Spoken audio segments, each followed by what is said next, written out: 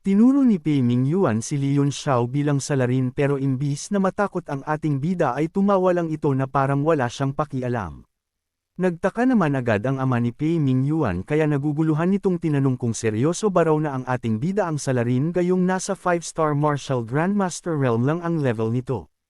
Ipinaliwanag naman agad ni Pei Mingyuan na nagpapanggap lang daw na mahina si Leon Xiao at mataas ang posibilidad na nasa peak martial supreme na raw ito base sa tansya niya noong huli niya itong nakalaban.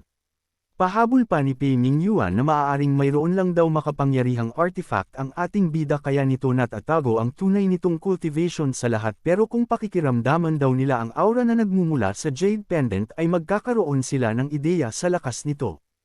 Agad naman na nakumbinsi ang ama ni Pei Mingyuan sa mga narinig niya kaya naman direkta na niyang tinanong kung ang ating bida ba raw talaga ang kilalang Leon Xiao na City Lord ng Martial Flame City. Sarkastiko namang sumagot si Leon Xiao ng oo sabay tanong na kung gusto ba raw ng ama ni Pei Mingyuan na magpa-autograph sa kanya. Hindi naman napigilan ni Jiang Rubing na mapatawa nang marinig ang tinura ng ating bida at sa isip-isip niya ay napakaloko-loko daw talaga nitong nilalang. Nakita namang oportunidad iyon ni Leon Xiao para makaganti kaya naman ginaya niya ang reaksyon ni Jiang Rubing habang tinatanong na kung ano raw ang nakakatawa. Dagdag pa niya kung wala ba raw siyang karapatan na magbigay ng autograph sa mga matatanda at sa mga tanong niyang ito ay agad na kinabahan si Jiang Rubing na parang hindi niya alam ang gagawin. Ipinagpatuloy ni Leon Xiao ang pangti-trip kay Jiang Rubing at sa mga puntong ito ay tuluyan ng hindi kinaya ng dalaga ang mga naririnig niya kaya naman nakisali na si Lu Qingyan para linawin na nagbibiro lang daw ang ating bida. Wag na lang daw itong pansinin dahil ganito lang daw talaga ang pag-uugali nito sa tuwing nakakakita ng pagkakataon na makaganti. Sa kabilang banda naman ang ama ni Pei Mingyuan ay tila nababastusan na sa kanyang nakikita dahil parang binabaliwala lang siya ni Leon Xiao sa harap ng lahat. Maya-maya pa ay nainis na nga ng sobra ang ama ni Pei Mingyuan kaya naman nanggagala itiina niyang ipinakilala ang sarili bilang Vice Master na si Pei Juqi at pagkatapos nun ay tinanong niya kung hindi ba raw siya nakikita nila Leon Xiao. Saad pa niya kung wala na ba raw talagang respeto ang mga kabataan ngayon at nagagawa na ng mga ito na bastusan siya sa kabila ng pagiging matanda niya.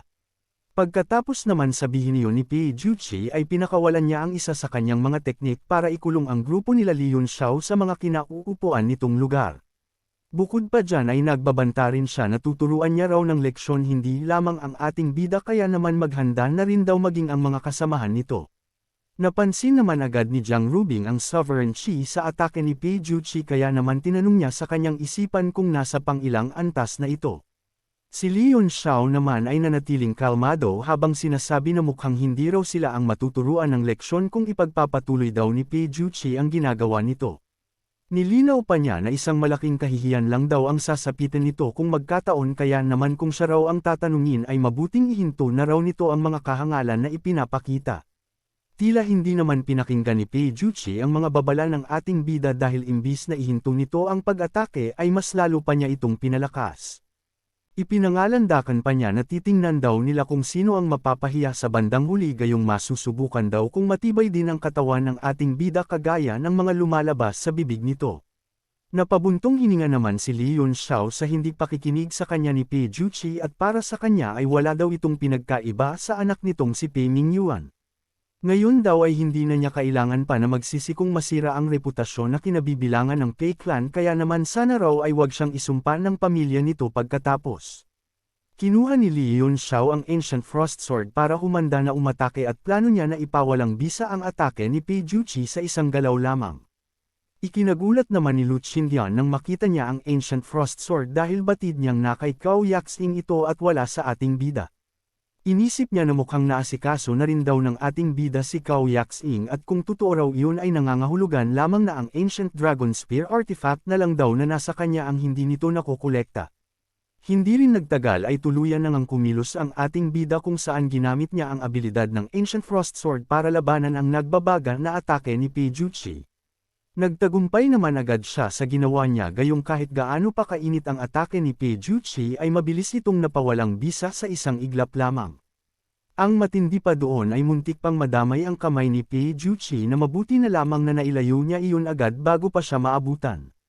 Sa sandali namang iyon ay mas lalong nakumpirma ni Pijuchi na tama nga ang hinala ng kanyang anak patungkol sa level ni Leon Xiao dahil para sa kanya ay hindi raw nito mako-control ang isang 9th rank artifact ng ganun kalakas kung wala itong ganung cultivation.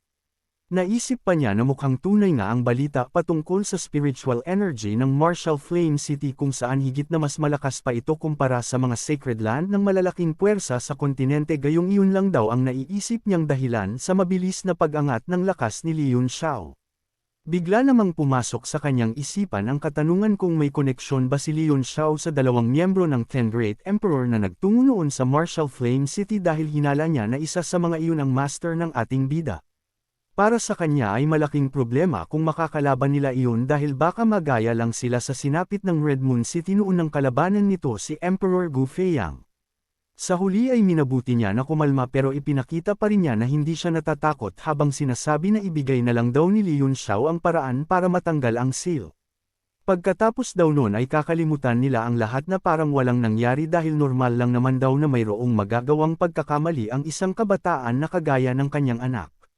Muli namang nagsalita si Pei Mingyuan at nanginginig niyang dinuro ang ating bida sabay sumigaw na tama daw ang kanyang ama.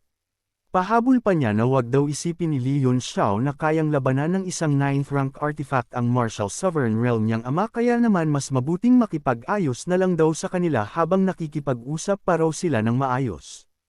Hindi naman pumayag si Leon Xiao sa alok sa kanya bagkus direktahan lang niyang tinanong kung ano na raw ang nangyari sa pinapa-imbestigahan niyang East Sea Moon Pearl. Kung mabibigyan daw siya ng magandang sagot ngayon ni Pei Mingyuan ay hindi naman daw mahirap para sa kanya na tanggalin ang seal kaya naman magsimula na raw itong magsalita. Makikita naman sa reaksyon ni Pei Mingyuan na hindi niya nagawa ang utos ng ating bida kaya naman sinabi na lang ni Leon Xiao na mukhang wala na raw silang dapat na pag-usapan pa. Ngayon daw na hindi nito nadala ang East Sea Moon Pearl na ipinangako nito sa kanya kaya naman kalimutan na raw nito ang patungkol sa kasunduan nilang tatanggalin niya ang seal. Halos matahimik naman si Pijuchi nang marinig si Leon Xiao dahil nagdadalawang isip siya kung gagamit ba siya ng puwersa sa kabila ng hinala niya na mayroong makapangyarihang master ang ating bida. Maya-maya pa ay napagdesisyonan niyang kalimutan muna ang mga ikinakatakot niya at huhulihin na lang niya si Leon Xiao para pilitin itong tanggalin ang seal. Sisiguraduhin na lang daw niya na hindi ito masasaktan o mapipinsala ng kahit kaunti nang sa gayon ay hindi masyadong maging malaki ang problema niya kung magkataon na tama nga ang kanyang hinala. Agad naman na inangat ni Leon Xiao ang kanyang sandata nang makita ang pasugod na si Pijuchi pero wala siyang plano na labanan ito kaya naman inatake niya lang ito ng bahagya sabay tumakbo kasama sila Lu Qindian. Sa isip-isip ng ating bida ay hindi pa panahon para ipakita niya ang tunay niyang lakas kaya naman mas mabuti nang iwasan niya ang harapan na labanan. Habang umiiwas naman sila ay pasigaw na kinundena ni Nolan Jishuan ang ginawang pag-atake ni Pijuchi dahil hindi man lang daw nito naisip ang mga maaaring madamay. Naturingan pa man din daw itong Vice Master na may Martial Sovereign Realm expert na cultivation pero hindi raw ito marunong lumaban ng patas.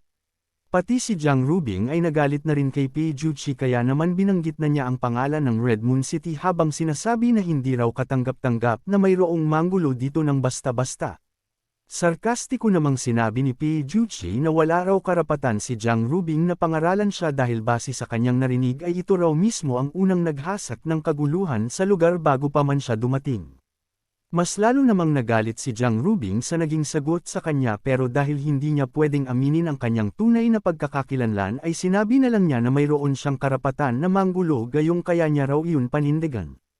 Mabilis naman na naiabangan si Pijuchi nang marinig ang mga binitawan na salita ni Jiang Rubing kaya naman muli siyang nagpakawala ng atake para turuan daw ito ng leksyon. Ipinaliwanag pa niya na bagamat mabigat ang batas ng Red Moon City ay nakadepende pa rin daw ang kaparusahan sa kung sino ang nilalang na lalabag at hindi susunod. At bilang siya raw na Vice Master ng Glazed Glass Sect ay mayroon siyang karapatan na wag sundin ang batas ng Red Moon City paminsan-minsan kaya naman wala daw makakapigil sa kanya. Agad naman na hinagis palayo ni Leon Xiao si Jiang Rubing habang siya naman ay nanatili lamang sa kanyang kinatatayuan na para bang ipinapahiwatig niya na walang kwenta ang atake ng isang Martial Sovereign Realm expert. Ang malala pa doon ay nakangiti pa siya ng nakakaloko habang papalapit ang atake kaya naman halos manglaki naman ang mata ni Pijuchi habang iniisip ang malaking problema na maaari niyang kaharapin. Subalit sa hindi inaasahan na pangyayari ay isang makapangyarihang nilalang ang biglang sumulpot at ipinawalang bisa nito ang atake sa isang kumpas kaya sobrang nagulat si Jiang Rubing. Kalmado naman sa likuran ng ating bida at malinaw na inaasahan na niya ang pagsulpot nito kaya naman hindi na siya nag-abala pa na dumpensa sa atake ni Pi Juqi. Sa pangyayari namang iyon ay mabilis na napuno ng takot si Pi Juqi at agad niyang inisip na baka ito ang master na nasa likod ni Li Yunxiao kaya naman umatras muna siya para tingnan ang sitwasyon. Ngunit biglang sinabi ng misteryosong nilalang na kailangan daw na sumunod siya sa dungeon ng Red Moon City kaya naman napagtanto na niya na hindi ito ang master ni Li Yunxiao bagkus isa lang daw itong law enforcement na nagpapatupad ng kapayapaan sa lungsod. Para sa kanya ay madali lang daw itong solusyonan at bukod pa dun ay mas mapapadali pa nga raw ang paghuli niya kay Li Yunxiao dahil maaari niya itong pakiusapan gamit ang pangalan ng kanyang asawa. Agad siyang nagbigay ng paggalang sabay mahinahon na tinanong kung sino ang misteryosong nilalang pero imbis na sumagot ito sa kanya ay walang pag-aalinlangan lang nitong binanggit ang batas ng Red Moon City.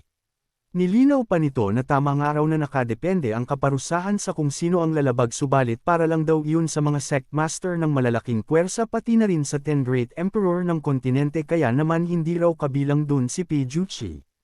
Ipinakilala naman agad ni Pi Juqi ang kanyang sarili bilang Vice Master ng Glazed Glass Villa at dagdag pa niya na ang asawa rin daw niya ay mula sa malaking angkan ng Red Moon City pero kahit sinabi na niya iyon ay hindi nakinig ang misteryosong nilalang.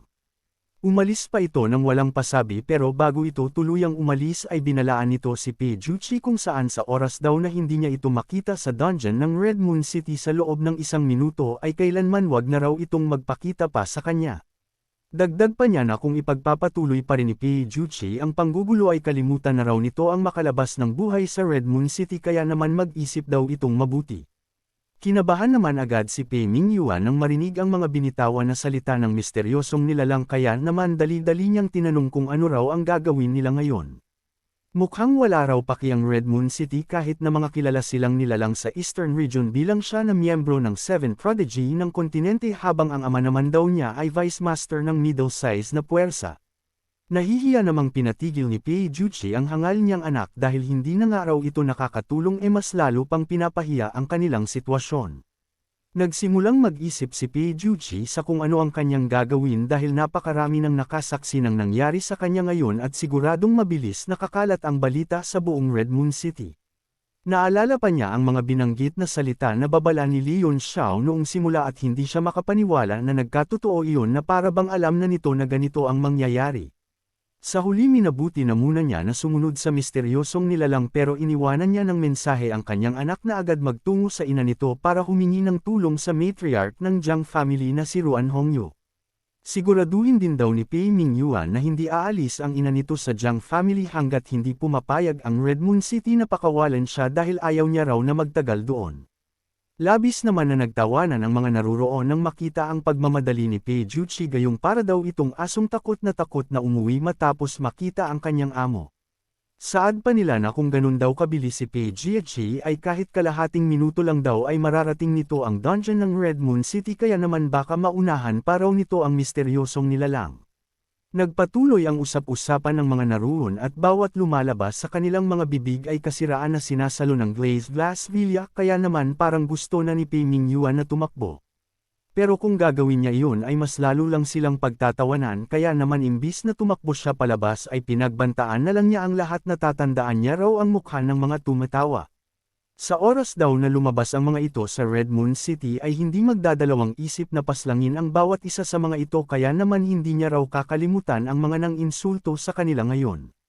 Matapos naman niyang magbanta ay kinausap niya si Li Yunxiao para hilingin na tanggalin na ang seal sa katawan niya gayong wala naman na raw silang dapat na pagtalunan pa. Aminado naman daw siya sa kanyang kasalanan at handa raw siyang pagbayaran iyon gamit ang ibang bagay kaya naman sana raw ay tapusin na lang nila ang hindi pagkakaunawaan. Bahagya namang nahiya sila Lu Xindian nang makita ang pagmamakaawa ni Pei Mingyuan dahil hindi nila lubos akala na ganito pala raw ang ugali ng mga miyembro ng 7 Prodigy ng Eastern Region. Bigla namang sinabi ni Li Yunxiao na wala daw siyang plano na baguhin ang kanyang desisyon patungkol sa seal kaya naman ngayon pa lang daw ay simulan ng asikasuhin ni Pei Mingyuan ang mga Isimon Pearl na hinihingi niyang kondisyon. Paglilinaw pa ng ating bida na ang sale daw na inilagay niya ay kailangan na matanggal din sa loob ng 7 araw dahil sa sandaling manatili daw ito ng mas matagal doon ay kailanman hindi natatayo pa ang cargo din ng nilalang na mayroong sale. Hindi naman napigilan na matawa nila Nolan Jishuan nang marinig ang tinura ng ating bida dahil kung ganun daw ay hanggang dito na lang pala ang lahi ni Pei Mingyuan. Sarkastiko namang sinabi ni Lee Yun Xiao na mahaba naman daw ang 7 araw na ibinigay niya kaya naman sa mga araw daw na iyon ay maaaring gumawa na ng anak si Pei Mingyuan sa maraming mga babae nang sa gayon ay makapagpatuloy pa raw ang lahi ng Pei clan. Ikinagalit naman agad ni Pei Mingyuan ang mga sinabi ng ating bida pero dahil kailangan pa niya ang tulong nito ay binanggit na lang niya na magtutungo agad siya sa kanyang ina para hilingin ang mga East Si Moon Pearl sa Jiang family. Babalik din daw siya agad sa oras na makuha na niya iyon kaya naman sana raw ay tuparin ni Lee Yun Xiao ang pangako nito sa kanya sa sandaling maibigay na niya ang kailangan nito. Sa sandali namang masabi na ni Pei Mingyuan ang lahat ng kanyang sasabihin ay umalis na rin siya agad habang si Shu Qing naman ay labis-labis na nagpasalamat kay Lee Yun Xiao dahil nailigtas daw siya nito. Hinarap naman agad siya ni Lu Qingyan at inanyayahan na magpahinga muna para makarecover ng nawala niyang lakas dahil mayroon pa raw silang sasalihan na martial arts tournament. Sinuportahan pa iyon ni Nolan Jishuan at dagdag pa niya na magandang oportunidad daw yun para sa mga younger generation na kagaya niya dahil makakatulong daw yun para makakuha siya ng experience sa pakikipaglaban. Masusukat din daw ang kanilang mga limitasyon kumpara sa mga prodigy ng bawat rehiyon kaya naman nakakapanghinayang daw kung hindi siya makakadalaw doon. Hindi naman nagustuhan ni Jiang Rubing ang katwiran ng dalawa dahil bakit pa raw sasali ang isang nilalang kung wala naman daw itong balak na manalo. Ipinaliwanag naman agad ng katabi niyang alagad na may ganun daw talagang mga sitwasyon na mangyayari dahil mas marami daw ang sasali sa martial arts tournament hindi para makuha ang panalo bagkus para magkaroon sila ng pagkakataon na makalaban ang mga malalakas na nilalang ng younger generation. Para sa iba raw ay isang malaking karangalan na iyon kaya naman asahan na raw nila ang pagdagsa ng mga ganong kalahok sa kompetisyon. Nanghihina namang sumagot si Shu Qing sa mga narinig niya at ipinaalam niya na noon raw ay may kumpiyansa pa siya na sumali para patunayan ang kanyang sarili pero simula daw nang makatagpo niya ulit si Lee Yun Xiao ay nawala na raw siya ng gana. Mas natuon na raw ang atensyon niya sa ibang bagay at iyon ay ang magpalakas pa ng gusto kaya naman plano niya na bumalik agad sa Tingqiao Pavilion para mag-cultivate ng matindi hanggang sa maabot niya ang martial sovereign realm. Napagdesisyonan niya rin daw na hindi muna siya magpapakita sa publiko hanggat hindi niya naaabot ang antas na iyon kaya naman ipapaubaya na lang daw niya kila Lee Yun Xiao at Lu Qingyan ang nalalapit na martial arts tournament. At bago raw siya tuluyang umalis ay ihahandog niya ang una at huli niyang alak na iinumin para sa lahat kaya naman sana raw sa susunod na magkita-kita silang muli ay pare-parehas na silang naabot ang tugatog ng kapangyarihan. Wala namang sumagot sa mga sinabi ni Shu Qing bagkus ininom na lang nila ang alak ng sabay-sabay tanda ng pagrespeto nila sa desisyon nito. Kasunod naman nun ay umupo silang muli sa isang tahimik na lugar para ipagpatuloy ang kanilang napag-usapan at doon ay natanong na nga ni Nolan Jishuan kung bakit nasabi daw ni Lu Qingyan na si Lee Yun Xiao lang ang makakatulong kay Jiang Rubing.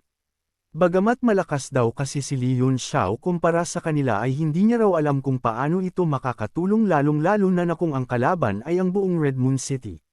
Inamin naman ni Lu Qingyan na tunay ngang walang sinabi ang lakas ni Lee Yun Xiao kung ikukumpara ito sa buong puwersa ng Red Moon City pero hindi raw iyon ang dahilan kung bakit nasabi niya na ito lamang ang makakatulong sa kanila at wala ng iba pa. Ang nais niya raw kasing ipahiwatig ay si Lee Yun Xiao lang daw ang may kakayahan at katapangan na hindi nila mahahanap sa iba kaya naman kung dito daw sila lalapit ay tiyak na matutulungan daw sila nito. Sa mga punto namang iyon ay nagsimula ng magtaka ang ating bida kaya naman tinanong na niya kung ano ba raw ang kailangan niyang gawin at bakit wala man lang daw nagpapaliwanag sa kanya sa sitwasyon. Itinuro naman agad ni Lu Qingyan si Jiang Rubing sabay sabi na simple lang daw ang kailangan na gawin ng ating bida at iyon ay ang maitakas ito palabas sa Red Moon City nang hindi nadidiscover. Handa raw magbayad si Jiang Rubing ng kahit na magkano banggitin lang daw ng ating bida ang presyo. Natahimik naman agad ang ating bida nang malaman ang totoo dahil hindi niya raw inaasahan na gusto talagang tumakas ni Jiang Rubing para hindi maipakasal sa iba. Pero naisip niya na kung ano naman daw kaya ang mangyayari sa Red Moon City sa sandaling matulungan niya itong makatakas dahil tiyak na magkakagulo daw ang buong Eastern Region kung magkataon. Para sa kanya ay hindi naman daw madali na maitago si Jiang Rubing sa World God Monument at bukod pa dyan ay hindi rin naman daw siya natatakot sa Red Moon City ngunit malaking sugal pa rin daw kung papayag siya sa gusto nito. Gayunpaman ay hindi naman daw siya mahirap kausap kaya naman kung maibibigay daw sa kanya ni Jiang Rubing ang 18 na piraso ng East Sea Moon Pearl ay maaari nilang subukan ang plano na pagtakas. Naitanong naman agad ni Jiang Rubing kung ano ba raw ang gagawin ng ating bida sa mga East Sea Moon Pearl at bakit gustong-gusto raw nitong makuha iyon. Wala naman daw espesyal sa mga East Sea Moon Pearl bukod sa magaganda ito at makikinang kaya naman kung gusto raw ng ating bida ay marami pa siyang pwedeng ibigay na mas mahalaga kumpara doon. Maging si Lu Qingyan ay ganun ang sinasabi at nabanggit pa niya na nasa listahan na rin daw ng mga magiging premyo ang 18 piraso ng mga East Sea Moon Pearl kaya naman mahihirapan na raw sila na ito'y kunin. Magbigay pa raw si Li Yunxiao ng ibang pwedeng ipalit maliban doon ngunit desidido ang ating bida na makuha ang East Sea Moon Pearl kaya naman nanindigan siya na iyon lang daw ang gusto niyang kabayaran. Isa pa kung hindi raw niya iyon makukuha sa ibang paraan ay sasali na lang daw siya sa martial arts tournament para ito'y maipanalo kaya naman hindi niya raw matutulungan si Jiang Rubing. Agad naman na hindi naniwala si Jiang Rubing na kayang manalo ng ating bida sa martial arts tournament at katwiran niya na kasali daw ang mga kilalang prodigy ng 3 malalaking rehiyon kaya naman suntok sa buwan ang sinabi nito.